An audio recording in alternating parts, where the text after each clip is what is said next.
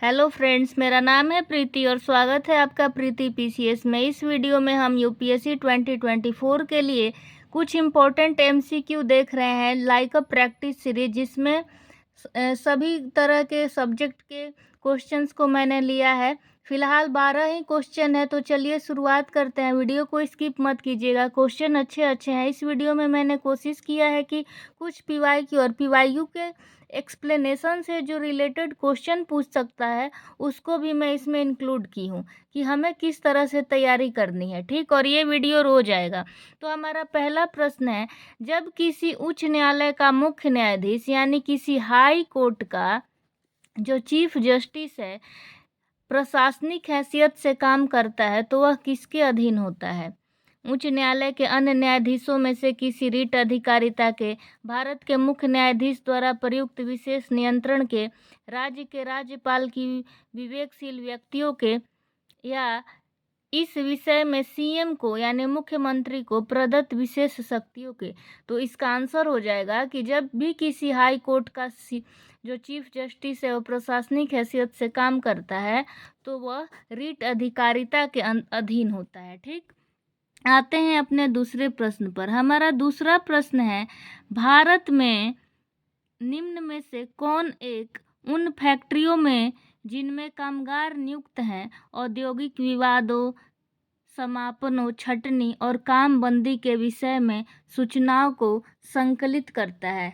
कौन सा है? केंद्रीय सांख्यिकी कार्यालय, उद्योग संवर्धन और आंतरिक व्यापार विभाग, श्रम ब्यूरो या राष्ट्रीय तकनीकी जनशक्ति सूचना प्रणाली? तो भी औद्योगिक विवाद हो, समापन, छटनी हो, काम बंदी हो, तो इसके लिए श्रम ब्यूरो कार्य करता है। हमारा तीसरा प्रश्न है, निम्न में से कौन भारत के राष्ट्रपति के निर्वाचन गण का तो भाग होता है, यानी उनके इलेक्शन में तो भाग लेता है परंतु महाभियोग का नहीं? ऑप्शन इज लोकसभा, राज्यसभा, राज्य के विधान परिषद या राज्य के विधानसभा। तो आंसर क्या हो जाएगा? राज्य के विधानसभा। अब आते हैं अपने अगले प्रश्न पर। हमारा क्वेश्चन नंबर 4 है कि 73वां संशोधन अधिनियम 1992 निर्दिष्ट करता है। ऑप्शन ए है, ग्रामीण क्षेत्रों में बेरोजगार एवं अल्प रोजगार वाले पुरुषों एवं महिलाओं के लिए अर्जनशील रोजगार का सृजन, जीवन के अधिकार, व्यक्ति की स्वतंत्रता, विधि के समक्ष समता की गारंटी, या देश में मजबूत एवं जीवंत पंचायती राज संस्थाओं की बुनियाद रखना।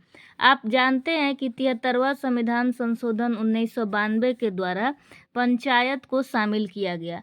तो जब ये क्वेश्चन मैंने पोल में डाला था तो बहुत सारे लोगों ने गलती किया था। अब देश में मजबूत जीवंत पंचायती राज संस्था तो यहीं पे तो है।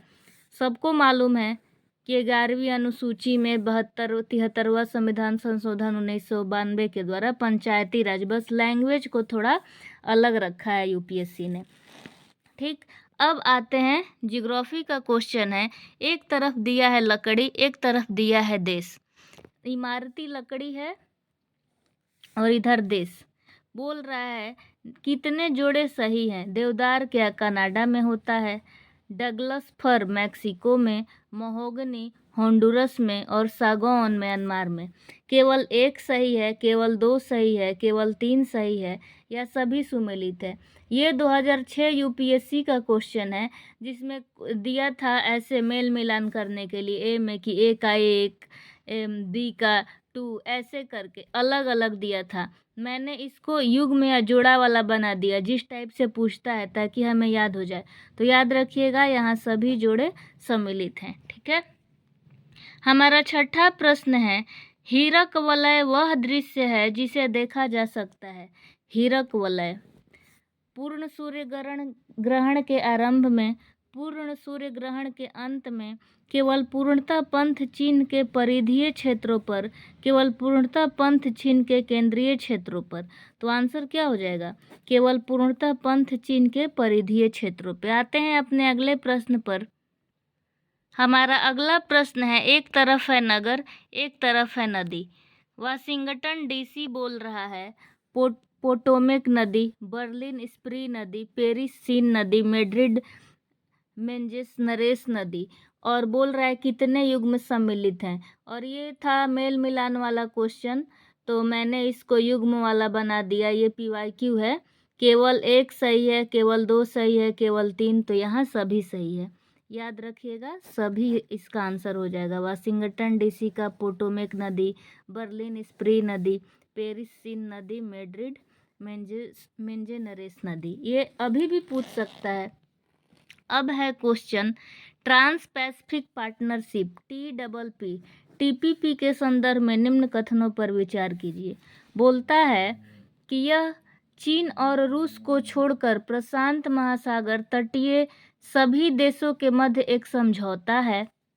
यह केवल तटवर्ती सुरक्षा के प्रयोजन से किया गया एक सामरिक गठबंधन है।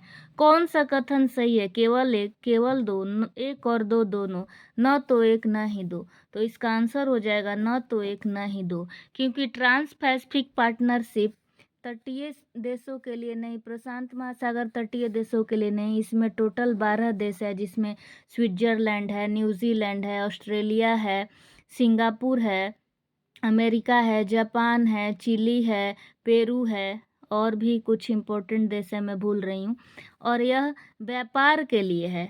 पैसिफिक पार्टनरशिप ट्रेड के लिए है, न कि तटवर्ती सुरक्षा के लिए। तो इसका आंसर क्या हो जाएगा? ना तो एक, ना ही दो।